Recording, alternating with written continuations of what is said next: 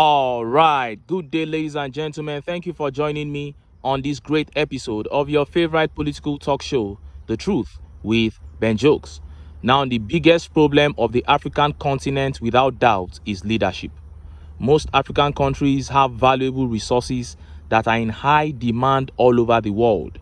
We have more than enough manpower, and we hardly have severe natural disasters like earthquakes, volcanoes, and the likes.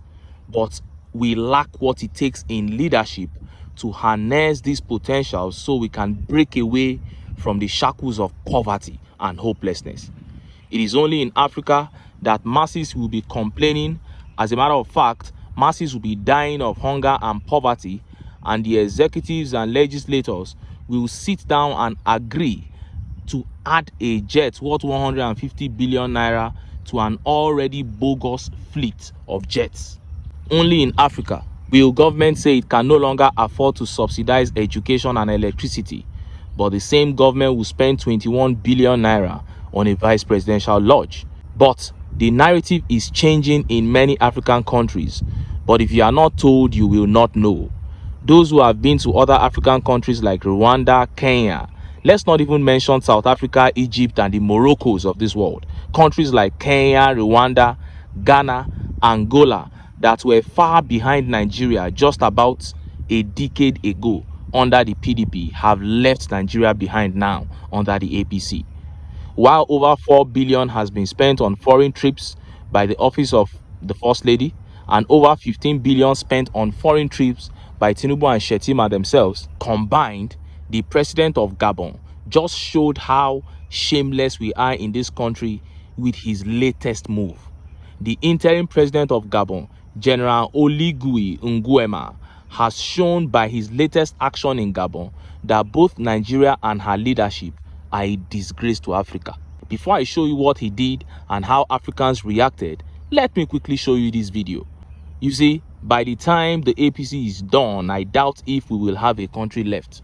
Imagine the provost of Kwara State College of Education, Dr. Aliyu Alabi, of course, an appointee of the APC, saying since doctors are leaving Nigeria, the solution is to replace them with people who are not trained doctors. See the video. The provost, Kwara State College of Health Technology, Dr. Aliyu Alabi, has appealed to the federal and state governments to strengthen the products of health technology institutions across the country with a view to replacing the large number of medical doctors and other medical workers leaving the country.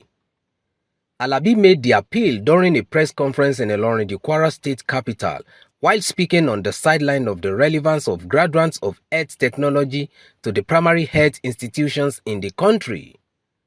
According to Dr. Aliyu Alabi, the products of College of Health Technology across Nigeria are so vast in handling middle-level manpower in the health sector, particularly at the grassroots. You see, I'm sure we're all familiar with this present syndrome, Japa syndrome. When people are running away, and let me tell you, whether we like it or not, if millions of doctors, male lab scientists, nurses are trained today, once they have an opportunity, they go. They are human beings. Once they have better offer, they go. You cannot stop them.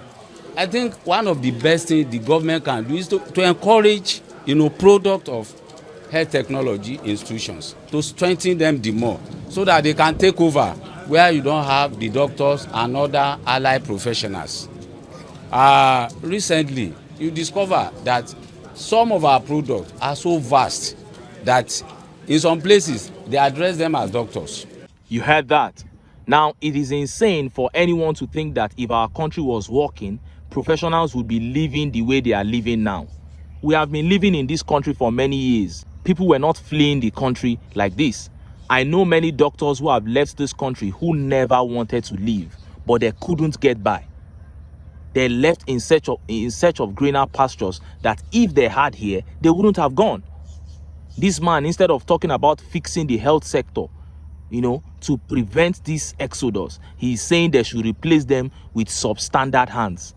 And he's not smart enough to know that the ones he is recommending to replace doctors, when those ones are upgraded, they too will jackpot. They too will leave in search of greener pastures. After all, not only doctors are leaving Nigeria, even skilled artisans are leaving this country. It is a big shame to see a provost of an institution speak like this, a man at this level. It is okay to want the best for your institution, but to recommend that they should begin to do jobs that they are not called to do, especially in an area as delicate as medicine, is a criminal offense. Even some doctors cannot be trusted, and this man is talking about encouraging non-doctors to fill in for doctors. This is embarrassing. The APC has taken this country backward many years, and Nigerians must do all it takes to eliminate them. Now, let us look at that update by the interim president of Gabon, a small country in Central Africa with about 2.3 million people, showing more enlightenment than the so-called giant of Africa. Look at how the papers reported it. Gabon's interim president bans foreign holidays for government officials, reporters. Gabon's interim president, General Oligui Nguema, who came to power through a coup last year, has introduced new measures restricting government officials' travel and vacation time. The regulations announced on state television prohibits members of the transitional government from taking holidays abroad and limits officials to a maximum of 1 week's leave, BBC reports. This move follows General Nguema's nationwide tour to engage with citizens and address their concerns. General Nguema seized power from his cousin Ali Bongo. The restrictions on government officials' travel and vacation time come as he seeks to demonstrate his military government's commitment to the public's interest. However, his own intentions regarding the 2025 presidential election remains unclear. The restrictions announcement precedes the coup's first anniversary, when the junta's performance will face scrutiny. By limiting officials' travel, General Nguema may be drawing a contrast with his predecessor, who is known for frequent overseas trips and foreign property holdings. Although General Nguema himself owns properties in the US, the new rules are expected to apply to him as well, except for official trips. State television announced the new holiday regulations, stating that the objective is to have government officials immerse themselves in the realities and expectations of their fellow citizens. A spokesman for the interim government explained that the measure aims to promote a stronger connection with local communities and encourage officials to stay grounded in their roots. This is governance. And I hope you didn't miss the part of the report that says he's doing a nationwide tour, meeting the people of Gabon face to face to know their pains. What is he doing? He is trying to win the hearts of his people. That is democracy. That is leadership. But he is a military man. If he decides to resign from the military and contest in 2025 elections in Gabon, he wants his people to choose him from their heart of hearts. So he's doing the right thing, getting government officials to act responsibly. He doesn't want to bully them to take over power. He wants them to choose him willingly. All foreign trips banned except for medical emergencies. But we have a Nigeria where lawmakers will take their concubines on state-sponsored trips to Dubai. We saw how one of the presidents in Africa refused to buy exotic SUVs for members of their National Assembly, and they began protesting. The members of the National Assembly began protesting. Then the president went on air and told the people why they were protesting, and the people rose against them. Leadership is taking a different shape in other African countries, but Nigeria is being left behind. And look at how Nigerians reacted. Let's take some of the tweet reactions. This tweet here by David says, Africa is gradually waking up, but the giant of Africa is sleeping. Imagine things like this started from Nigeria. Imagine the influence on the rest of Africa. The influence would be extremely huge. But sad enough, we don't know when it will get here. That was why Mandela said if Nigeria should get it right, that the rest of Africa will get it right. He said it is one of the reasons he's very angry with Nigeria, because we have everything to put Africa on the right track. But we have messed it up. And this tweet by Christian says, as it should be in Nigeria. But when is it going to be? Favor here says, Nigerian president would never do that. Someone who the National Assembly has not approved the budget or even submitted the budget but has gotten the jet already. With which money? That is it. Money is misappropriated anyhow in this country. And this tweet by King says, when a person is in charge and not when non-entities are involved, Nigeria will hail thee. You can never find such in this country. And King Joel here says TINUBU can't do it because he is the baba of foreign trips, even the ones that he is not supposed to attend. They are holding a climate change summit where maybe the Minister of Environment or something should go. Baba will go. And this tweet by Omo Ogun says, at Nigerian president, what do you think? They will be silent on this kind of updates. You will not find the likes of Bayo Ononuga or Ajuri Ngelale saying anything on this kind of updates. If you even talk, he will blame Peter Obi. And this tweet by Her Majesty says, can't be Nigeria ever. In fact, they rule from there. How many months did Buhari spend overseas? He was ruling Nigeria from the UK. And this tweet by Jester says, Nigerian politicians and foreign holidays now 5 and 6. Now, in other news, the people of Ido community in FCT Abuja have caused a heavy commotion in the city center. Before I show you why they caused that commotion, take a look at the roadblock they caused in this video.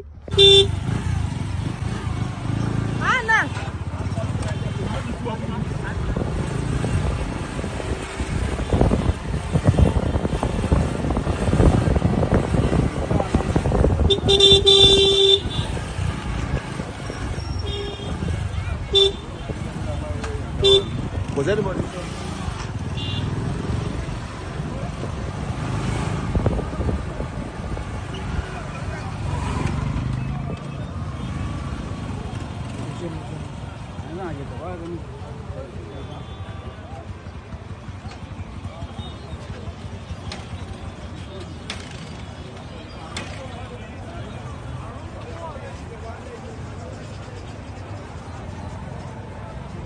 You saw that. You saw how massive the commotion they caused was. Now let me show you the reason they did this in this update, and after taking it, I'll tell you a big secret. Breaking: residents of Abuja community block road. Protest against takeover of land by Nigerian Navy.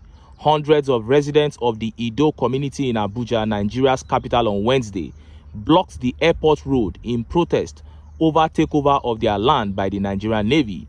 The residents, armed with placards with various inscriptions including "Leave our land alone," "FCT minister, come to our rescue," "Save farmers," "Fight hunger," "We love Nigeria but we need justice," "We love defense but need justice," asked Nigerian Navy to vacate their land. Reporters had reported in March that the residents took to the streets to protest against the eviction notice to the entire community and threats to demolish their properties by the Nigerian Navy. A source in the community had revealed this to reporters, adding that the Navy has also put everything in place to demolish houses and buildings in the community. However, the residents and indigents of the community took to the streets with placards calling on TINUBU and Wike for their intervention. The residents, who described the plans to evict them from their ancestral homes, wonder where the Nigerian Navy wanted them to relocate to. The community described as illegal and inhuman the threats of demolition of their community with all their properties by the Nigerian Navy. They noted that Ido existed before Nigeria and the coming of the FCT. You heard that. So according to the report, the Ido community that has existed before the coming of the FCT to Abuja now belongs to the Nigerian Navy, and thousands of Nigerians are about to be rendered homeless, their properties destroyed to suit the Navy. But anyone who is familiar with the evil of land grabbing knows that that has nothing to do with the Navy. It is just a few people up there who are obsessed with grabbing land. They want to take every land available, and what they do is that they are so powerful that they can hide under the states. they'll just say this place belongs to the police, this place belongs to the judiciary, it belongs to civil defense, it belongs to navy. And before you know it, they will just vacate everything there. When they build their mansions there, will you go there to ask if it is navy that is living there? And when another government comes, before you know it, they will start reallocating all those lands. All the lands that El Rufai took when he was FCT minister, most of the lands have been collected from him. So he'll just enjoy it for the period. Then he'll get to keep some. That is the same thing this guy is trying to do. So we know all these things. But we don't expect anything less, because this is the APC. And like I keep saying, they have come to steal, to kill, and to destroy. And if Nigerians want everything to change, they need to rise up and take their country back. But until then, make I still enter town. Make I go get some ogbonge political news where una go like. Why? Because of una. Now I dey here. So don't go away. Don't go.